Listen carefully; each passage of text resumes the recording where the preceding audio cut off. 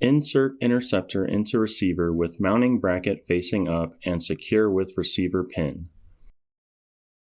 Push set collar tight against receiver, hold and tighten set screw.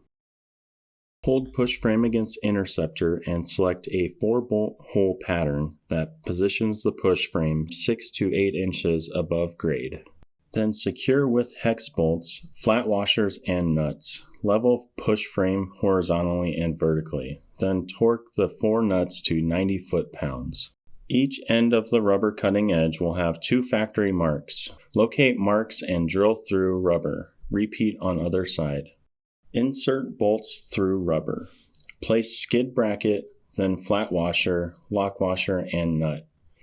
Tighten bolts until head sinks flush with rubber surface. Repeat on other side.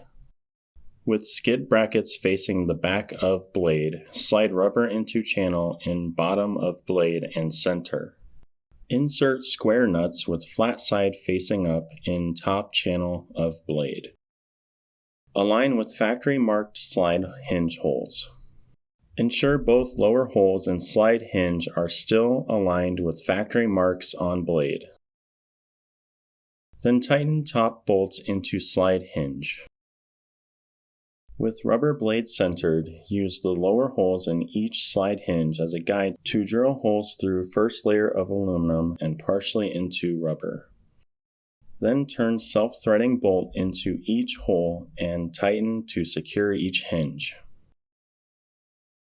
At factory mark near each end of blade, drill through first layer of aluminum and partially into rubber.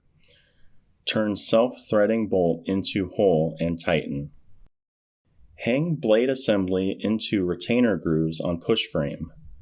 Insert the keyhole pins into the holes on the push frame. Turn the hex jam nut with the flange facing down onto the threaded base of the marker. Insert square nut flat side up into the top blade channel. Align marker with edge of blade, then turn base fully into square nut and tighten jam nut. Repeat on other side.